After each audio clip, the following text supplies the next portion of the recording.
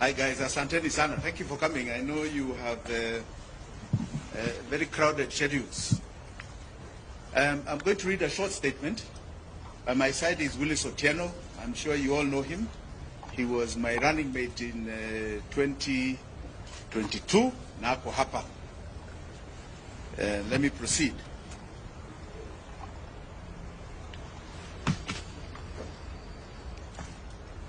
I don't care President Ruto is out of money to respond to the floods disaster.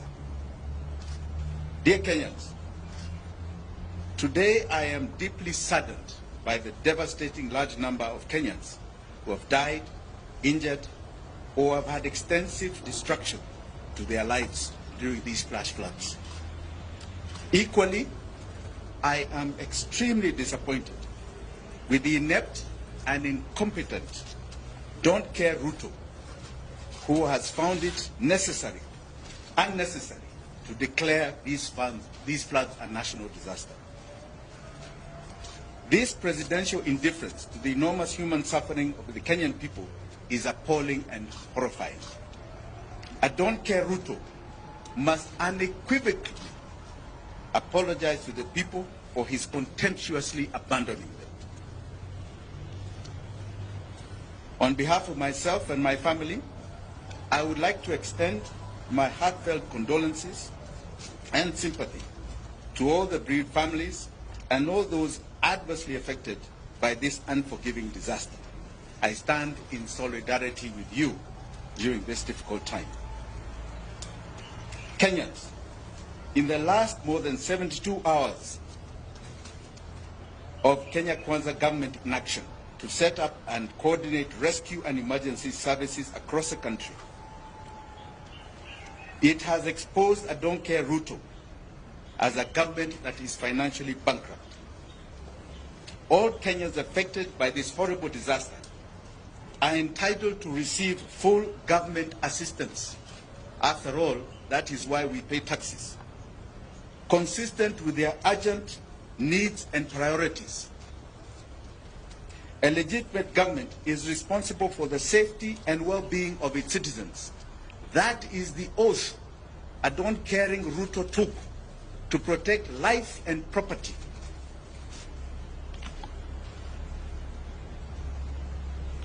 As Ruto does not care, there are many Kenyans who have cared.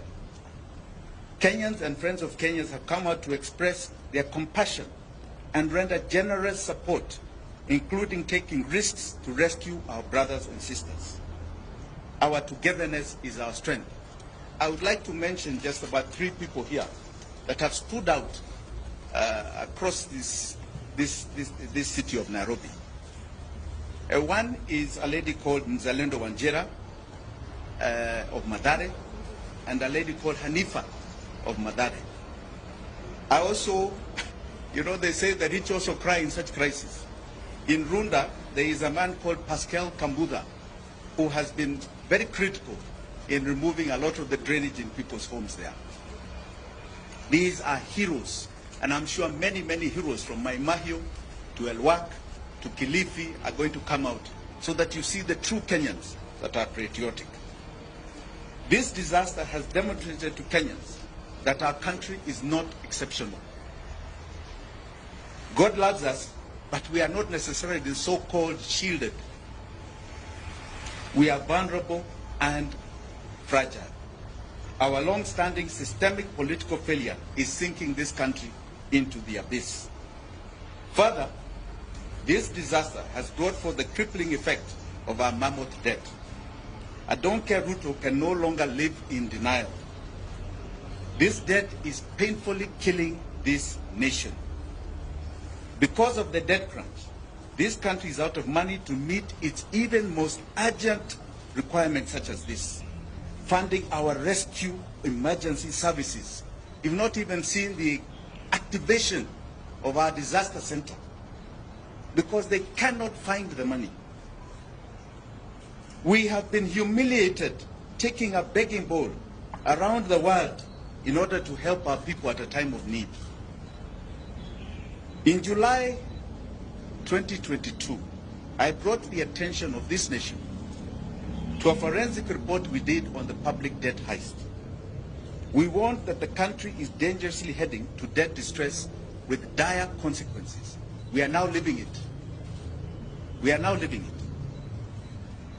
We were labeled alarmist. We've been talking for 2 years. We were labeled alarmist.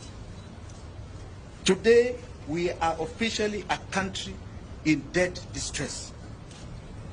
We are going through what you call a slow fiscal death.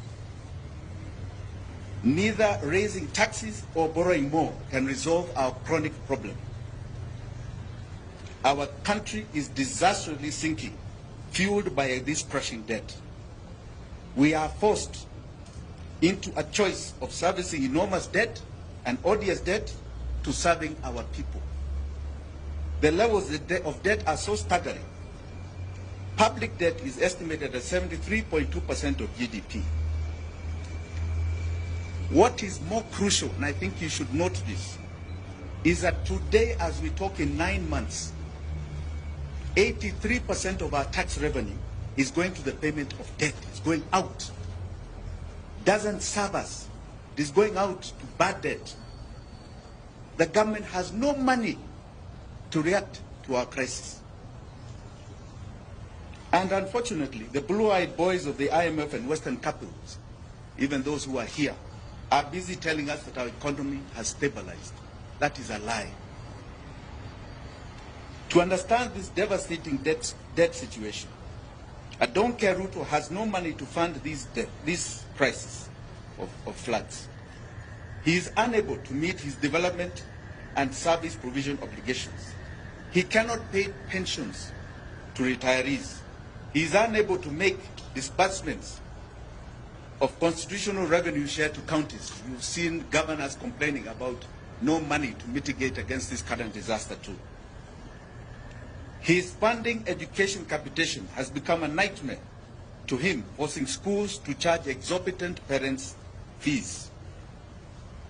His pending bills, our don't care Ruto, pending bills are now over 1 trillion shillings and have completely overwhelmed businesses who are being shut down by auctioneers.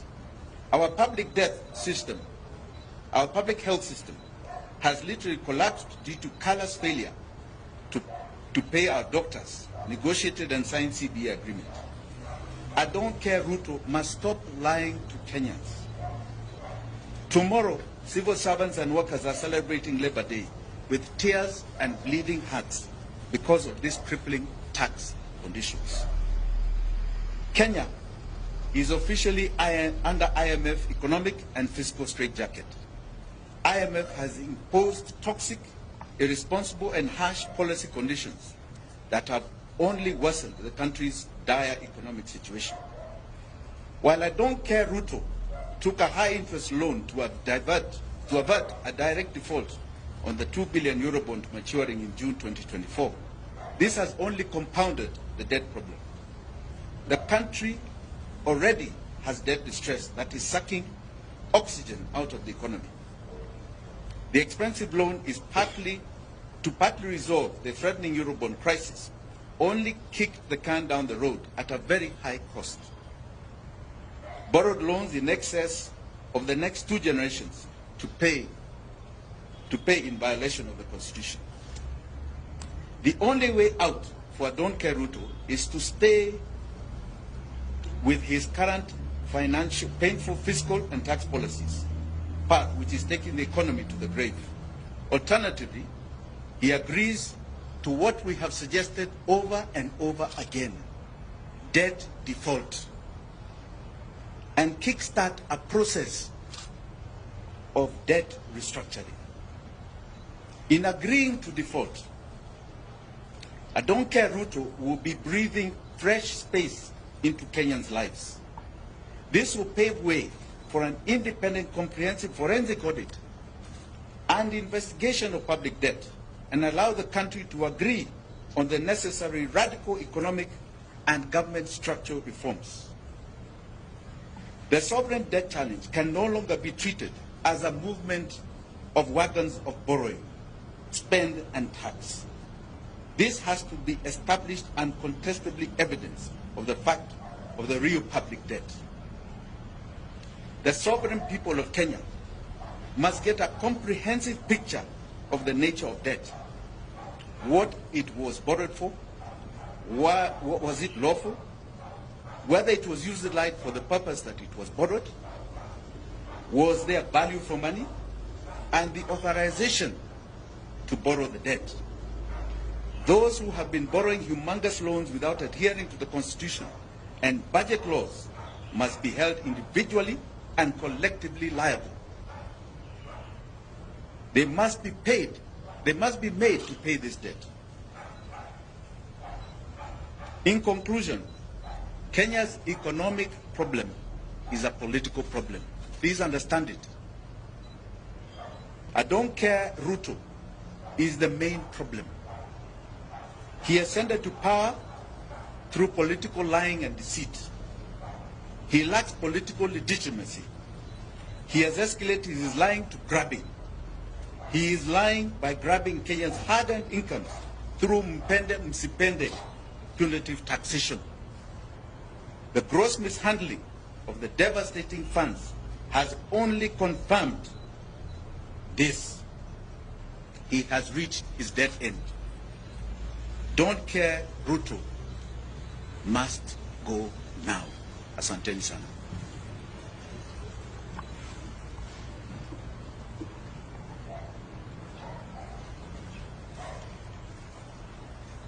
I also would like to add that as a family, we have what is called the Minor Wanjigi Foundation that is giving a contribution to Red Cross to help those who are affected. It is a large contribution. We'd rather not say it, but we're giving to the Red Cross to help victims of this current disaster. Thank you.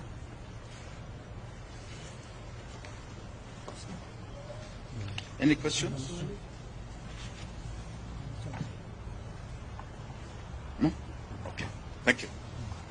Until